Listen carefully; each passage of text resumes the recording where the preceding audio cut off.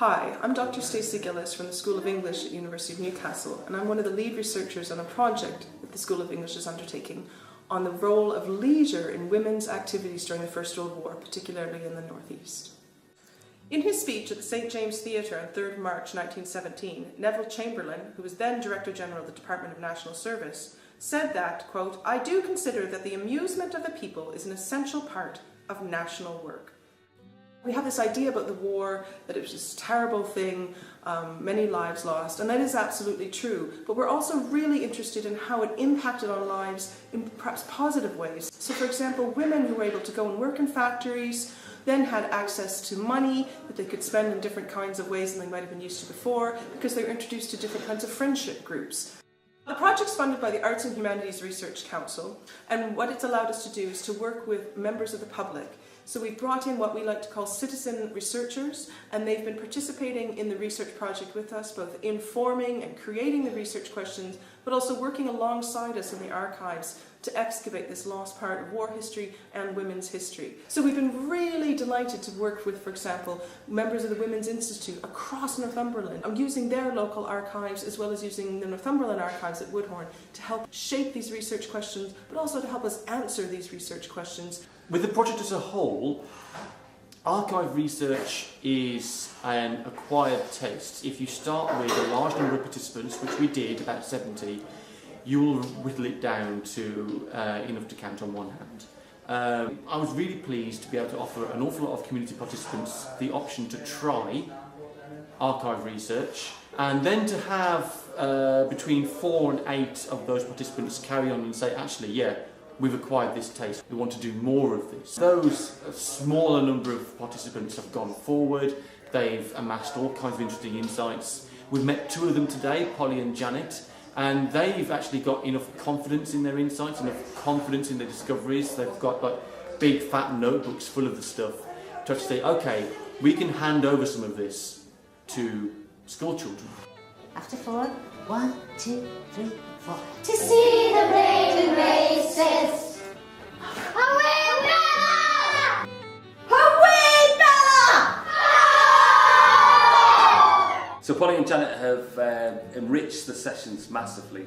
They've came in and they've brought different resources, things that they've looked up themselves. And they didn't do it in a heavy-handed way because of their background as primary school teachers. They sort of subtly dripped kind of little facts and little bits of information. And it was really nice because the children then realised that they were a pool of knowledge, so they were able to ask questions themselves. And it was just a nice kind of collaboration with them. Polly and Janet, they found out all the research and stuff for the play. Well, they found loads of facts about World War I, and we put them all in together and made the show.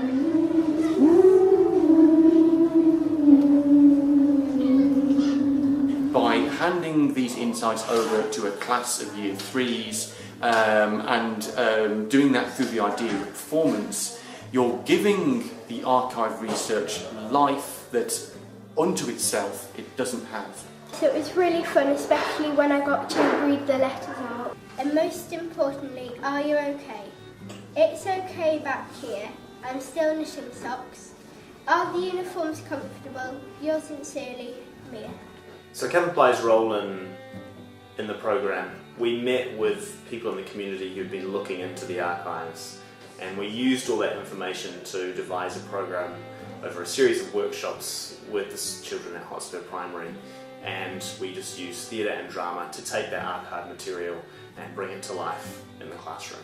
Children were really engaged with that and enthused by it, and many of them went away and did their own research about their own family backgrounds, family trees, and what they and their ancestors' experiences of World War I. So we had lots of photographs and the odd letter that came back into school, and that was really nice as well. What is it like fighting in the army? Are the guns hard to carry around all the time? Are the uniforms nice to wear? In my life, I think it's different to yours because you have a hard life and I have an easy life. So I think that the benefits of performance is that what the children are learning about, we do it through, it's in their body. So they're using their bodies and not just their minds to do this. And I think that just tends to embed the information a lot more and I think it makes them really excited. I give you a vote for the wall, so most of you run down. Yours sincerely, Josh. P.S. What type of guns do you use? When you're acting, it gets more exciting and it just sticks in your head because it's so exciting. We've learned that some women had to take over the men's jobs because they were fighting.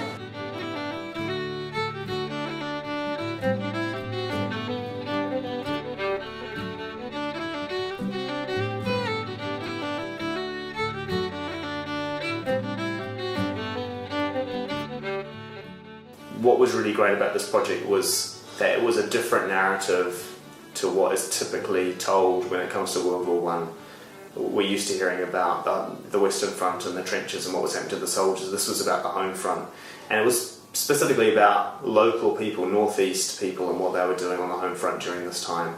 I think that just opened up the students to just a new world, a new story. It was probably good for the women because they could get a chance to do something different for a change. And so I think that the impact on the students is it's just opening them up to different ways of thinking, new ideas and new stories. I think the project's beneficial for two reasons.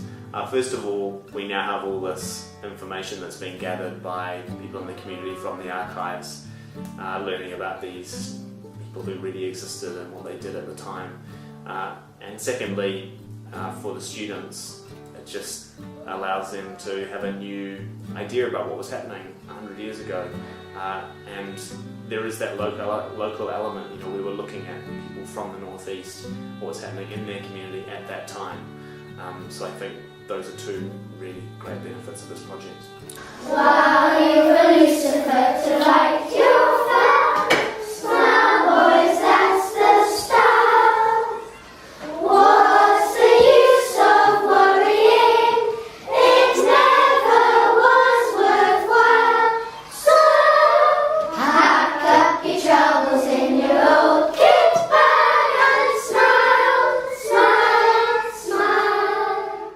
So if I wanted things to go forward from this project, and I do think they will go forward from this project, it would be that sense that the archives can become much more effervescent. They can become much more, they can be taken from their paper format and made into something much more meaningful, more exciting and more joyful. And it's exactly what I think we saw here today.